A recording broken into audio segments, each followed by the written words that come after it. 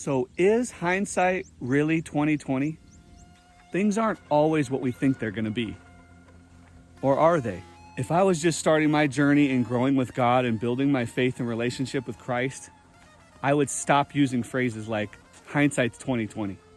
That's why if you love God and you follow Jesus and you've ever made a comment like that, you might want to stick around to the end of this video, because in this video, we're going to go over why statements like that do not help us in the kingdom of God.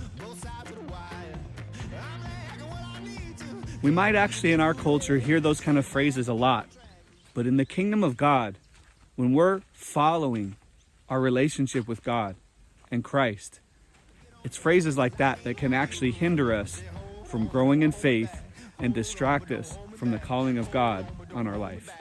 So Ian, it can hinder our faith and distract us from the things that would actually help us grow in God. How? Why? See, in the kingdom of God, though we walk by faith, God in his loving kindness consistently over the entire narrative of the Bible lets us know beforehand, like a good father, what's going to happen in our decision making with him. But when we utilize phrases like that of, well, now that it's done, I would do this, or now that it's done, I think I might think this way. Looking back, I might not have done that. We're actually deceiving ourselves saying things like that, because the truth is we did do what we did. And we didn't operate possibly in what God told us to do. And sometimes what that does is it actually exposes our comfort level of what we really wanted to do. We end up making decisions based on what we want and what we desire, and then we give God the credit for it versus what he never told us to do, and we didn't hang in on the thing that he told us to do. Don't bring that trouble with you. Don't bring that trouble with you.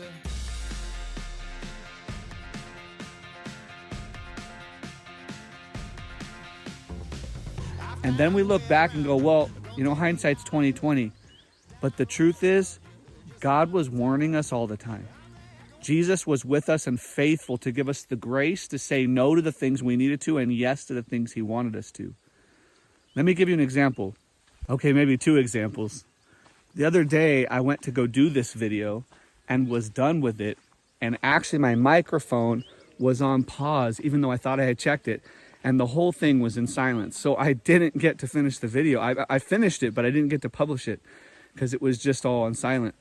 And though it felt like a huge waste of time, I felt the Lord saying, you needed to check everything just like what you're saying in the video a little bit better. And I hadn't done that. And so hindsight being 2020, this time I will. Well, the truth is, I should have asked him if I was supposed to make it that day. I should have asked if maybe the equipment wasn't working. But those things seem like small things that I can do on my own. And it ended up costing me a week of doing this video. As I walked out this morning to do a prayer walk, I heard from the Lord, hey, you should do the video. And I looked at where I was going, and I'm like, it was a different location.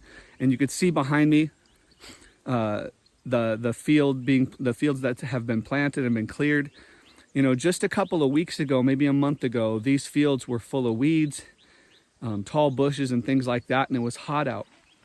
But over the last few weeks, there's been a lot of rain, and the people that own these fields have come out and they've removed all the weeds and the trees and the things that would stop them from planting because they knew the rain was coming.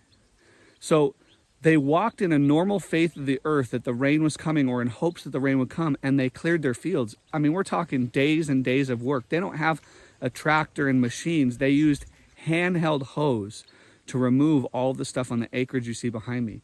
And it goes for miles. In fact, I just passed a woman that's headed out there right now to do that. Some of them have already planted, and you can see some of the corn sprouts popping up.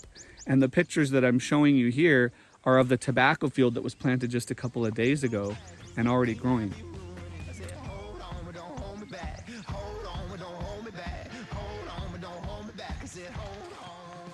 I always come out here to these videos with specific things in mind in the mornings, and then I see these amazing feats of strength. Like that 20-year-old kid with a 14-year-old 5 bags of charcoal on the back of that bike just went down that hill. That's why I had to film it. But also, like I showed you with their fields, if they had been walking in the spirit of, we'll just wait to see if the rain comes before they even start digging the ridges to be prepared, man, it'd be too late. They'd be working for a month and a half after planting season and miss their window. And so the people that we live among here even show me every planting season for months that they can't base their living on hindsight is 2020. And even though they live most of the time within their faith with a statement that says, well, if God wills it.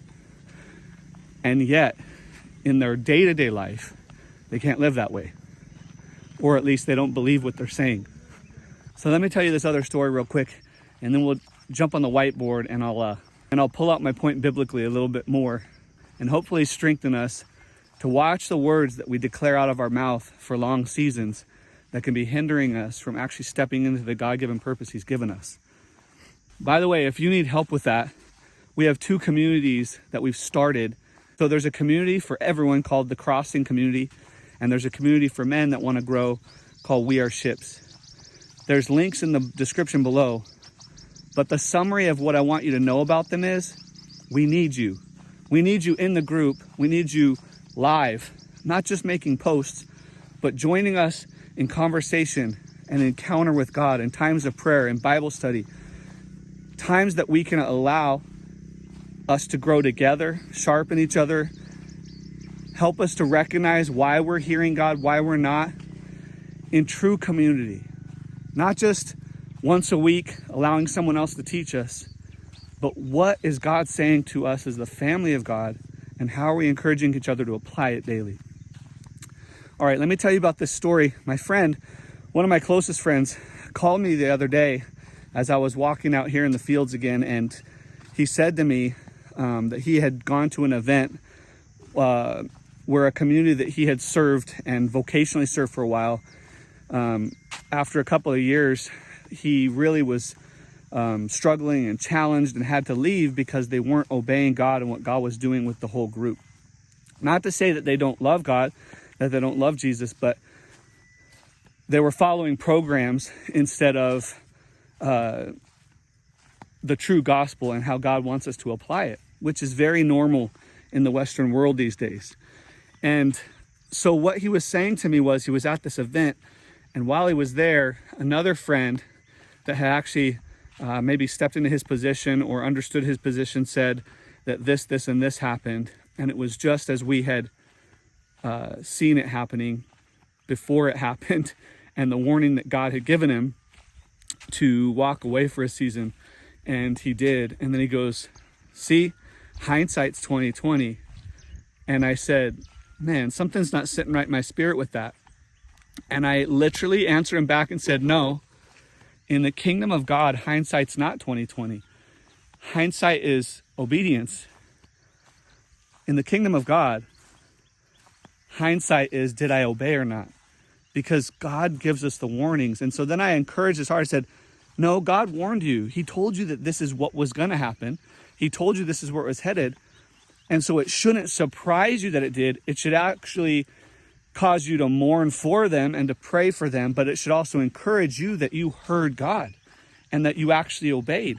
And though it didn't turn out the way you wanted, you obeying and you listening to God was the ultimate test of what you really wanted in your faith and what you want in your faith for your family.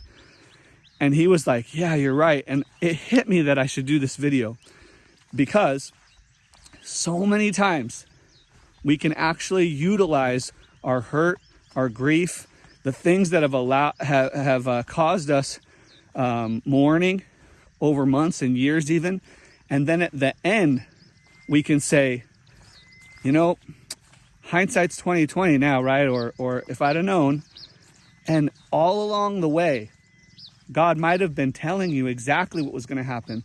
He might have been warning you and saying, hey, look, this is why I need you to do this or to go here.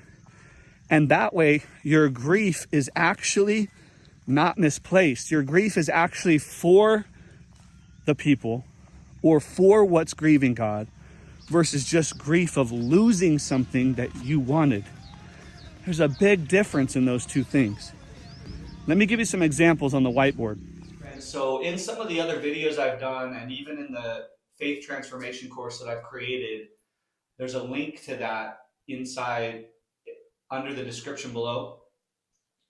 We talk about the many ways that God speaks and who he speaks to. And one of the things we talk about is how many books of the Bible are named after people or groups of people. When you think about that, it's wild.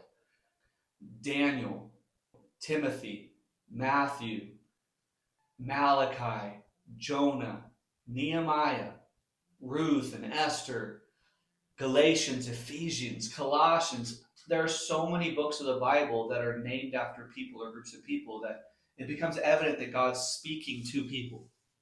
Part of this teaching today is that when we only look back on what could have been versus in the kingdom of God, hindsight is actually given to us many times ahead of time because God loves us and wants us to foresee what he's doing to perfect the faith in us and to trust him in what he's doing on the earth. We could take a few examples from those names. One is Noah. I want to look at Noah today because if Noah had thought about what God wanted him to do and then waited until the end and said, hindsight's 2020, what ended up happening was he wouldn't have built the ark. He would not have built the ark. His family would not have survived. Humanity wouldn't have survived, at least in the creation the way that God made it, which was human to human. And the final thing was the flood, which is what God said was going to happen. They would not have been prepared. And so did Noah live on, hindsight is 2020? No. He foresaw what God had already warned of multiple times. And God in his patience gave him 100-year window. 100 years to fulfill that.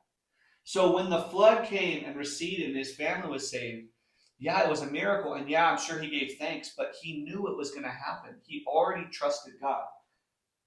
Let's look at a name that we often don't look at for this reason. We look at, sometimes we hear about this person being taught on because of the great victory that they had in the end. But when you look at the narrative of when he started and when he finished, it's amazing. The man Nehemiah.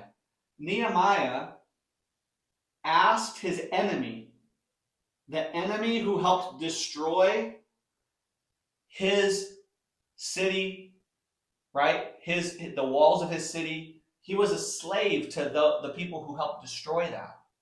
But because Nehemiah went through the word of God that they had at the time and counted the time that they would be in that system of suffering, because God had forewarned it, because God had already shared with the people what he would do. He went to the king who was his enemy and asked permission to build. And so he went back to his homeland and built while people within his district and region were persecuting him and his people. It says that they built with a sword in their hand and a trowel in their other hand. Nehemiah was able to help families, mothers, kids, daughters, fathers, grandfathers to build alongside each other in unity, right? While they were still slaves to their enemy. What if he had looked at that situation as 2020? It would not have worked out the way he did. But because he based his entire actions on what God had already said, he didn't have to say that. And let's look at the obvious one. Jesus. Jesus, his 2020 was definitely beforehand. Why? He trusted what the Father told him to do. He left as God from the heavens to here, to earth. Walked as a man like us. And during that time, it says over and over that he only did and said what the Father told him to do and say. And so for 33 years, 3 of them only in ministry, he never lived on hindsight as 2020. He walked in the Father's will to death and resurrection, right? And saved the world. So he definitely didn't operate on this. Why is this so important? Why am I making such a big deal about this? Friends, looking back on what we haven't done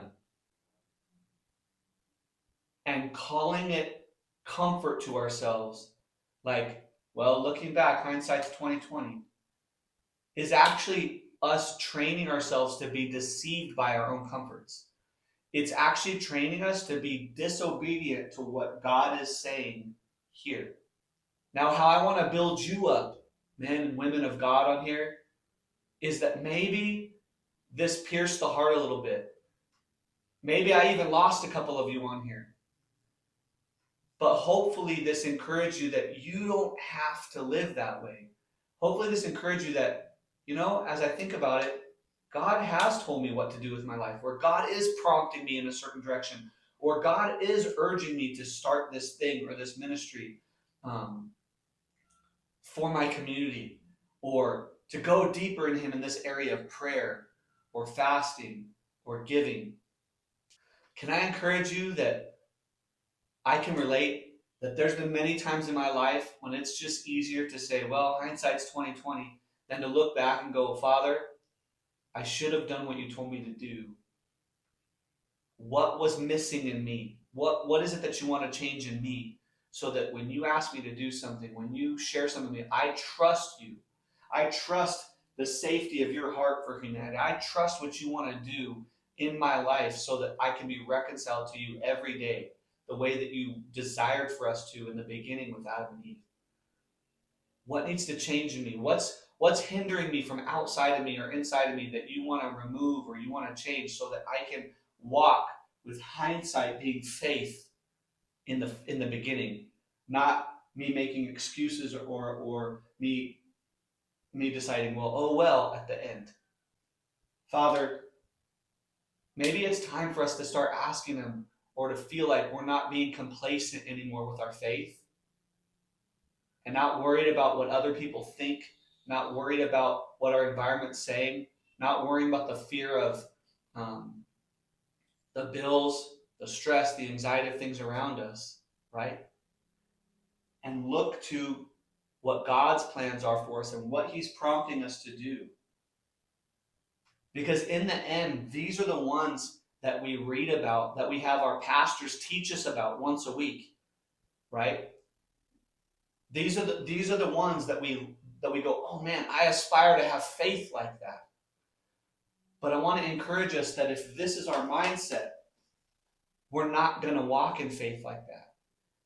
It starts in the beginning when God starts to prompt you and you start to look to Him and you start to trust Him even when you can't see what's happening and you're only going based on His character, His love, His kindness, His mercy towards you. Not towards Him showing you the result beforehand. But I do think that if we wait on the Lord long enough, if we trust Him with all of our heart, He actually does show us, if we're paying attention, what His plan is.